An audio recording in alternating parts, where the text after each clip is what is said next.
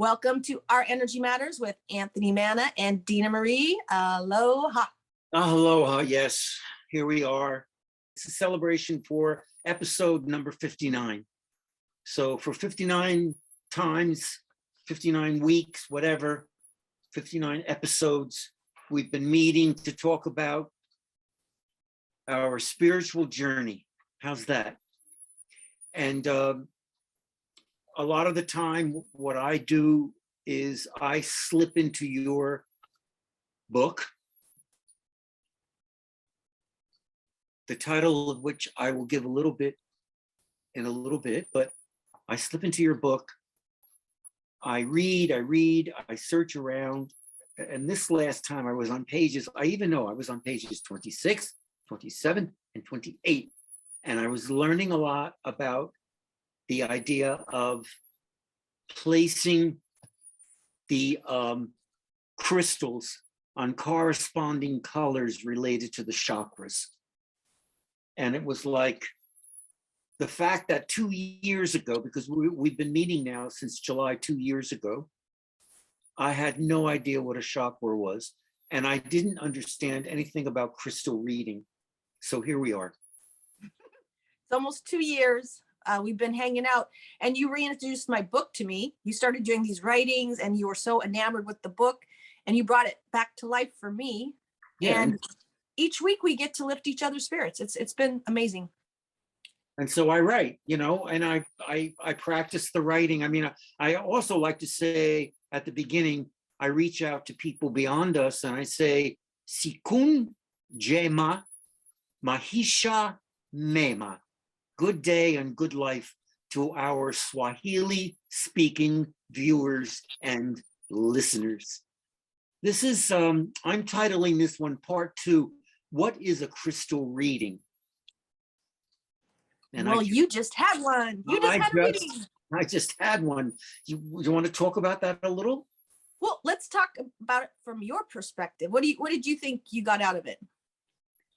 What I got out of it was another illumination about where my consciousness is setting at this particular time in my life.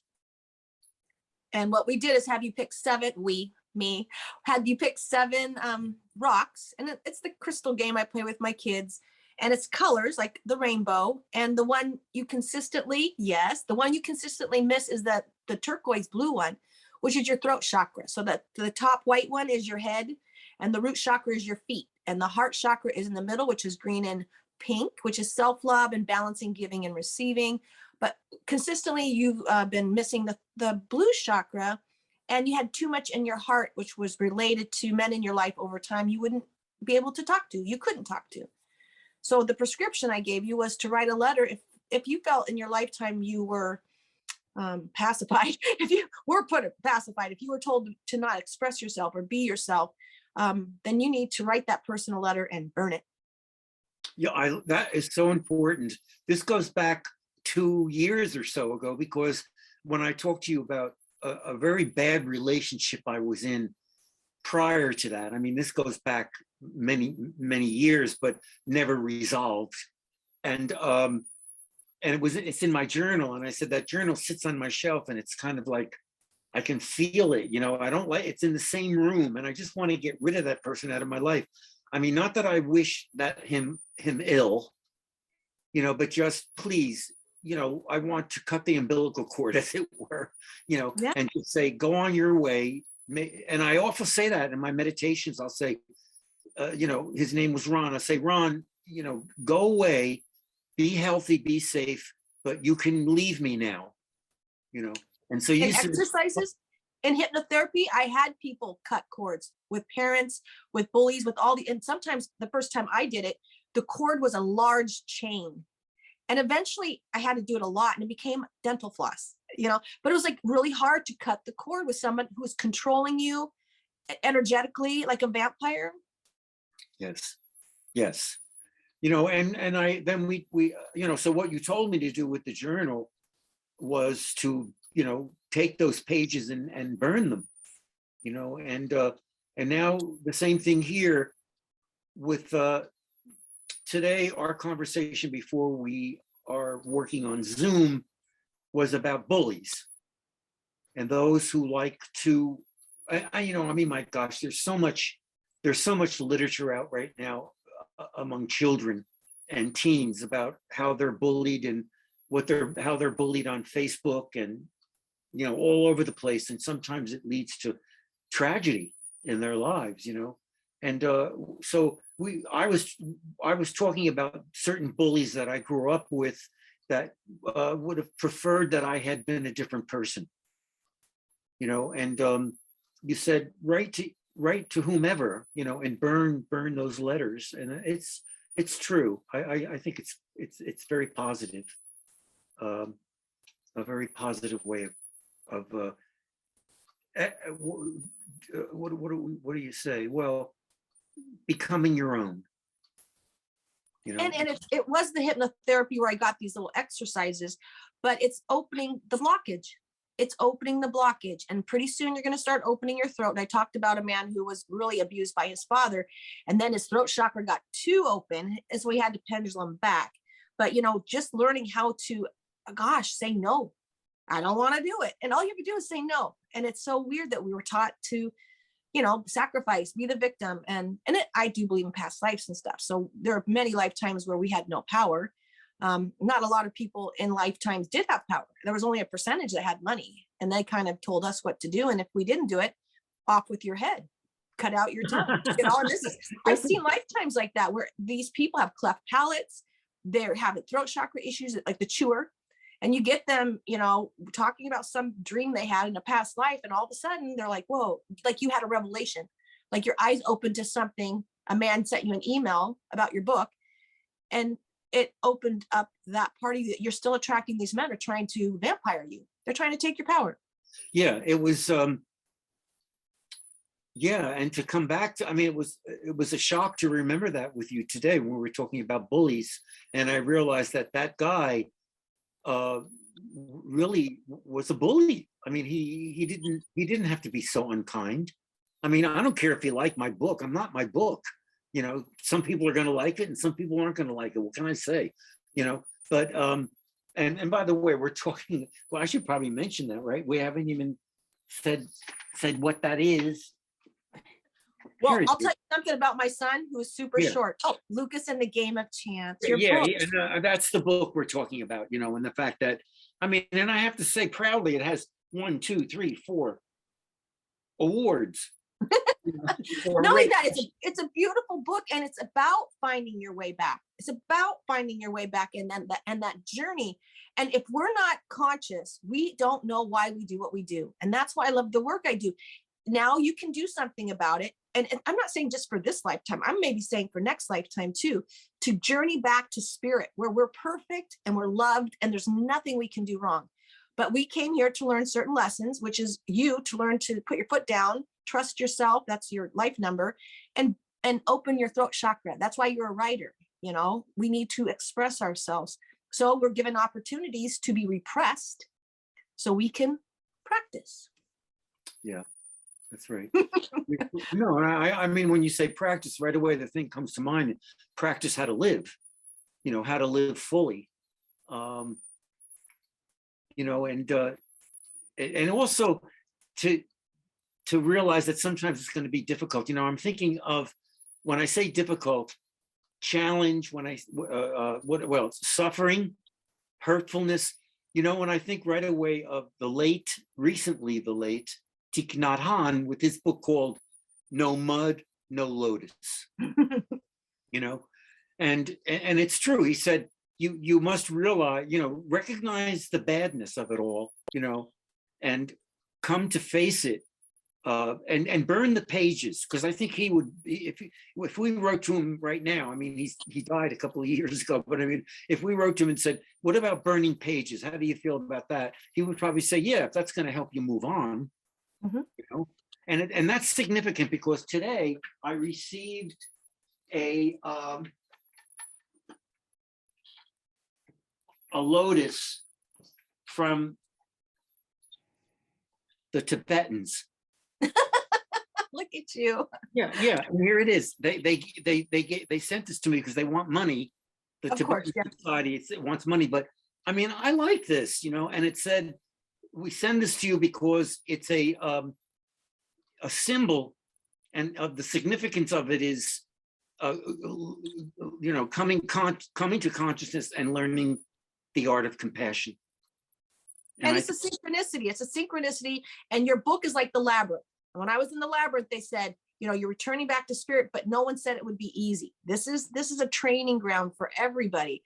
And so your book, that's when first thing I saw it, with the Kundalini snake and all you journeying back and going through adversities. It's everything's a metaphor. So you got a lotus in the mill, Yes. It means something. Oh, absolutely means something, and I mean, yes, and I will send them some money, but I mean, obviously my little pittance is just the kind of compassion that I send out to them, and the letter was written by the Dalai Lama. Who I've seen twice. Oh, Once with Desmond Tutu. I saw him with Desmond Tutu at the University of Washington. Brought my daughter, the most loveliest. And then I had a musician friend who got to play with him, and I got to see that too. But that compassion. So we know that bullies were bullied. And so you were touching your throat. We were talking about your throat chakra, but your heart chakra is, okay, I understand, like my ex-husband was a bully. I can love that person, but I don't need to spend time with someone who wants to hurt me. So there's that compassion between you and I, loving ourselves. That's compassion towards me. That's self-love, is to spend time with, like, we always have so much fun talking, you and I. We need to do more of that. And those people can go do their bullying because they're going to do it no matter what. That's just what they do. And I talk to you about tailgaters. They drive me out of my mind.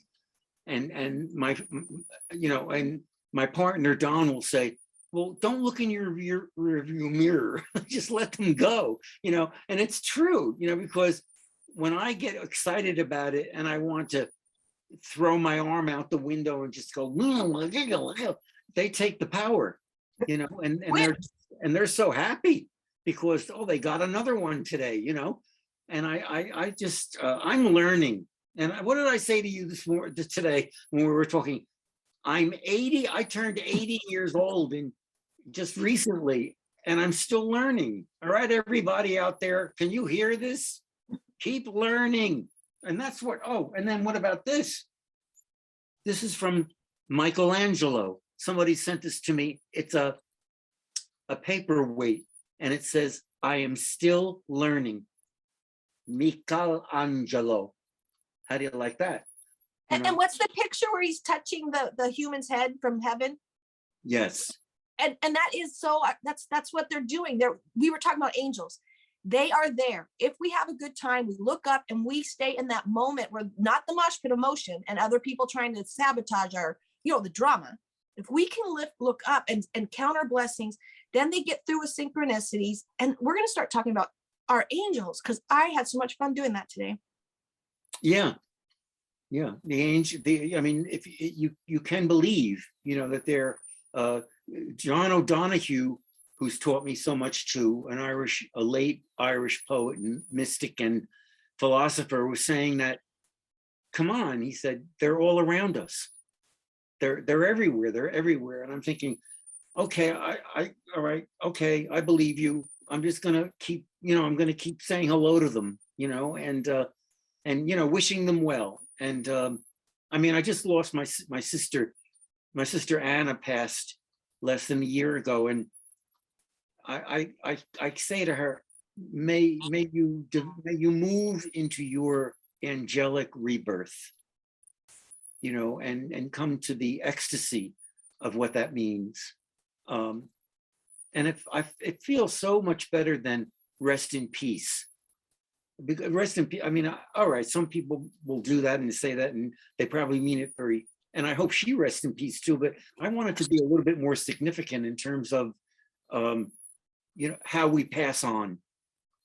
And if your higher chakras are open, you might get a dream, you might get a sense, you might hear a song, and they playfully can come through. You don't want to think about them every day, because I've had way too many clients that was not good for them or the people that cross. But there's that whole, just, a little wink. Just a little wink sometimes. Sometimes I'll look up to my grandma and say, give me a little wink. And then some stranger starts talking to me about angels, Yeah, no, I was blessed quite recently too, because I dreamt of my sister who passed. And she was, I was in a room and she was reclined, not on not on a stretcher, but she was very relaxed. And it was like a couch, you know, and her head was up on a pillow, and I was asking her how she was doing. And then there was somebody else in the room, and I think it was my brother because he passed too, you know, and it was like, okay, we're having a little family reunion here. Where's the wine? Maybe she was saying, relax, Anthony, relax. Yeah, she might have been. And you know, that's cool. Yeah, I can dig that. I mean, it's and I wasn't at all, I didn't wake up crying or like, oh my God, she's gone. You know, it was just like she offered me solace, you know, and You told me this either. That's because you've been looking up and your chakras are getting open, and it's life should be playful. It can be playful, you know. I mean, I remember when my nieces, when the day Anna died, she said, you know I'm dying, so just have a really simple ceremony for me at St. John's Church in Orange, New Jersey. It's a beautiful church. It's very Gothic, and she loved going there. And I thought, oh my God, that she could say that as she's dying. What a spiritual person in so many ways to be able to say, you know, really. I mean, then that illuminated me about dying and death. You know, she's saying, all right, it's time. I'm there. Let's have a little ceremony. And she lived a good life. No regrets. She did. I think she really did. I think that it was a very humble, simple life because she had 6 kids, and she lost her husband 20 years ago, you know, so, but she just carried on. She prayed a lot and she read a lot. So. Amen. Hallelujah. Yeah. My favorite things to do is I just love that new book I got, Heaven and Earth, and it lifted. No, it not only lifted my spirits, it filled my cup. It was exactly what I needed. And I said I need a book, and then this woman just gives me a book, and that's how it should be. It's called Heaven and Earth. Heaven and Earth, how it all works. It was just beautiful. I'll send this one to you, and then you can read it. But it's about what I think happens when you do cross over, and it's about talking to light beings. It's about all the things I believed when I was a kid before someone told me you can't do that. Well, no, just send me the title, okay, if you can, in a text or something, and I'll okay. Well, we have to end right now because it's getting to be almost 20 minutes, and we're not allowed. We're not allowed. Yes, we are. Yes, we are. We're allowed to do anything. There is a wealth of knowledge in your book about all of this. So I want to continue talking about the heavenly sent illuminations that you, as a spiritualist and also as a celestial alchemist. God, that sounds so wonderful to say it so naturally. Okay, folks. If you want to move closer to Dena Marie's wisdom, then listen to her weekly radio show, Lift Your Spirits, on 1150 AM KKNW radio. Her website is dena-marie.com. And if you go there, you'll see the link to her radio show, Lift Your Spirits. But also, you'll see her environment where she lives on an island on the west coast of the USA. It's so beautiful there. And if you go to her Facebook page, it's such a treasure because she has lots of photographs about the island, Whidbey. Uh-huh. Okay, Whidbey Island. I want to say something different each time I say that word. But also there's a lot of daily insight into chakra energy, blockage, and prescription. What's a chakra? That's going to be next time because it's in my notes. That we'll go back and we'll define what a chakra is. And there are startling photographs of the island she inhabits. And also she talks a lot about the animals she sees out in the sea. Prayerful advice about self-care. My website is anthonymannabooks.com. And there's an interview there with Dena Marie in my Podbean podcasts where I've interviewed really good people all along the way, writers and illustrators, etc.